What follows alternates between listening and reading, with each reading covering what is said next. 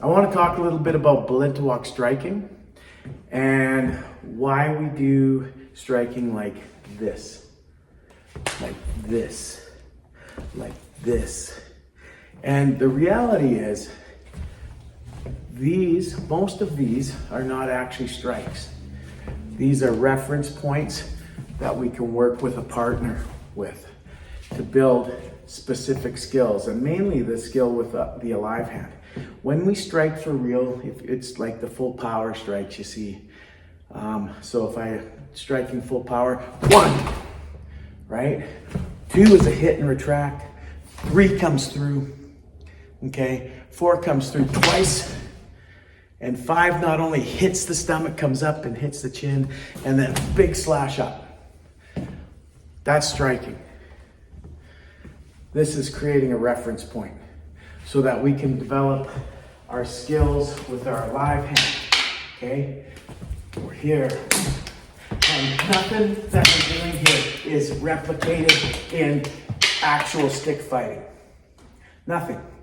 But the skills and the coordination that we get from that, we can use in a very small part of stick fighting. So when we spar and we're swinging at each other with padded sticks, sometimes we might get a position like this where we have the control of the hand, push the hand in, wrap the hand and hit, or wrap the stick and hit. These things happen a lot. I should say, these things happen occasionally, not a lot. But being able to go from this outside range where we're hitting, trying to get each other, playing around, right? And then bridge the distance, that's what Balintawak is, right? If he's coming in and I can bridge that, then all this alive, like if I'm here close, his left hand becomes very important. And those skills we develop through the grouping systems, things like that, come out. They just don't look pretty like they do in the grouping systems. You don't get, this kind of stuff.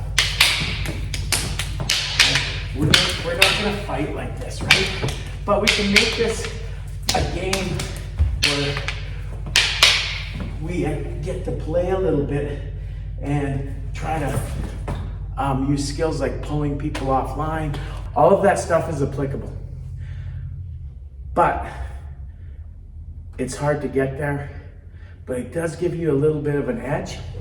And that's where I see the beauty of Balintawak is as a bridging art, much like Wing Chun. This is not striking. This is learning how to create a reference point so that I can feed my partner and give him my stick so he can block and move into those other drills like the grouping systems. When people say Balintawak, you can't fight with it, it's kind of true, but it's also wrong. You can fight with it. It just doesn't look like Balintawak, but it's your skill with your alive hand. You're pushing, you're pulling, you're trapping. All of that can be used in a sparring match, in a full speed stick fight. But keep in mind, these are rare moments. They're just little pieces of a fight. So you should master an art that is maybe a little bit more of a largo thing, like Illustrissimo or the Campo. These arts paired with Balintawak are excellent. And then once you close distance, if you have some Thai boxing, clinching, then you have all sorts of other stuff you can do. Judo, you could throw, right? There's so much you can add to this art. And this art is, in my opinion, meant to be paired with other fighting systems. And in that way, Balintawak is an excellent system and I highly recommend it. Thank you.